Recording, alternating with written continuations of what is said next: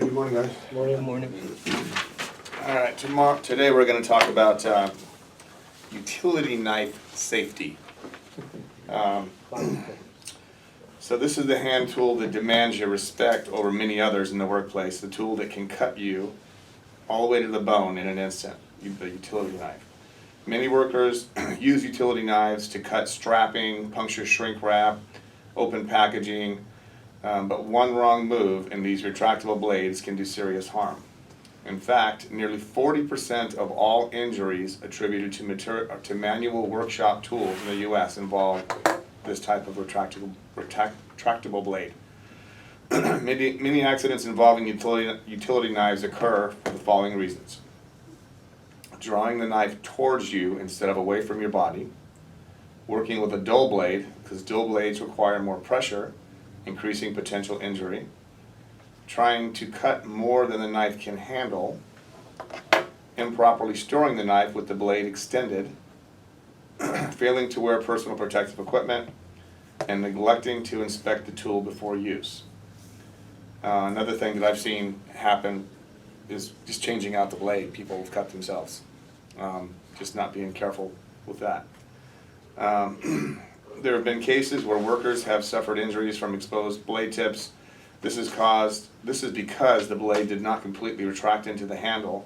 That's why it's important for workers to use the proper size blades or replace defective retraction mechanisms.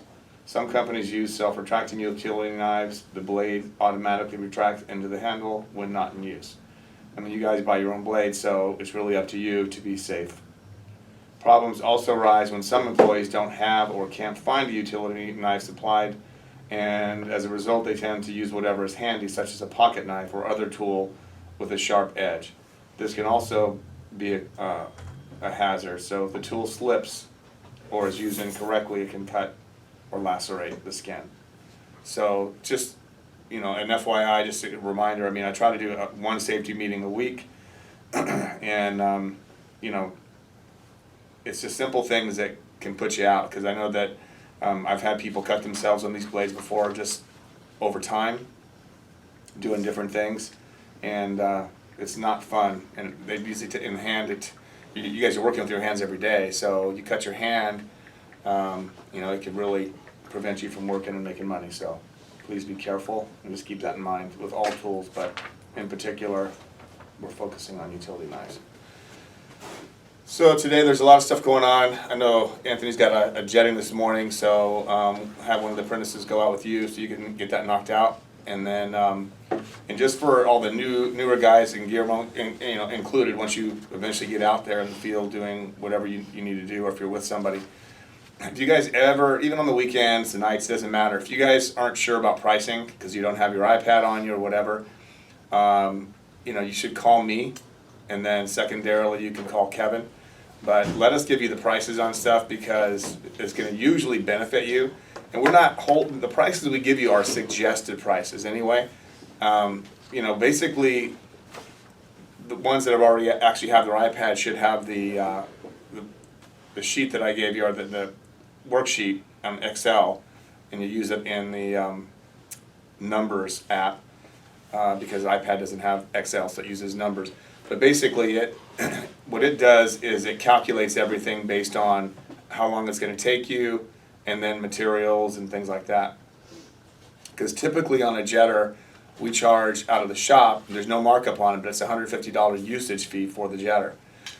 So when it comes out of your service to cut, basically takes out of from your top number to equal your service volume. That's one of the costs. That includes the fuel, the maintenance, and everything on the machine. That's how we maintain it. So typically when you do a jetter job, you want to do something, and our jetter jobs go from 0 to 2 hours, okay? So it's up to 2 hours of jetting.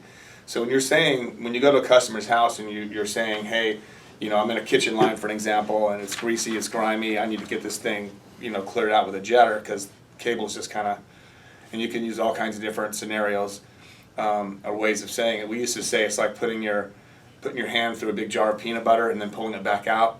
That's how the grease and grime in a sewer line can get. Or mayonnaise, another thing, it just kind of closes right back up once I get done. And those oils kind of separate from the water, so it's really hard to clear that without using high pressure water and pushing it down the drain. But however you're gonna, whatever your speech is or whatever you're gonna do when you're talking to the customer, it's a 2-hour minimum, and that machine's a $90,000 machine. I mean, it's not like it's, you know, some $20,000 or $10,000, $5,000, $500 piece of machinery. It's a $90,000 piece of machinery. So it's got a big diesel engine on it, and you know, it's complicated. So we do want to make sure the customer realizes that's how you kind of help build the value, is letting them know what kind of machine it is. I have to tow it behind a vehicle. It takes 2 people. You know, it's a $90,000 machine. That's the only way we can pay for it, but that's the way to clean these drains out. And while I'm here doing your kitchen drain, you know, this is going to give you up to 2 hours. I'll do the other drains that I can that are, you know, going down all the way out to the main, to your street at least, included in that price. So there's ways of doing that, but I just want you guys to know we typically don't even want to take this thing out for under $1,000 because it's not worth it to you and it's not worth it to us in a lot of cases. Okay, doesn't mean you can't. There's just not as much money there, but sometimes you may start out at a lower amount and then build your way up when you get there. That's fine too, but just keep that in mind. And a lot of times when Sarah goes out, she tries to schedule 2 because you only get charged per day.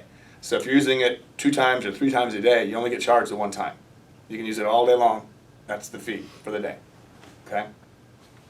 So just keeping that in mind, especially if you do a lot of drain stuff and you got something going on, say, okay, you know what, I got another jetting job I can do it for you. And that also may give you a way of, when you're talking to the customer, to give them a break, you know, on the price, because I've already got the jetter out, so I can do your house as well for blah blah blah.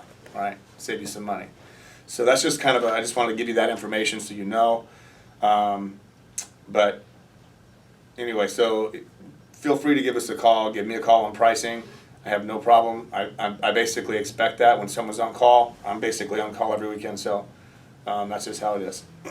Anybody have any questions? I know there's a lot of stuff going over at Danny's house, drain work, stuff like that as well.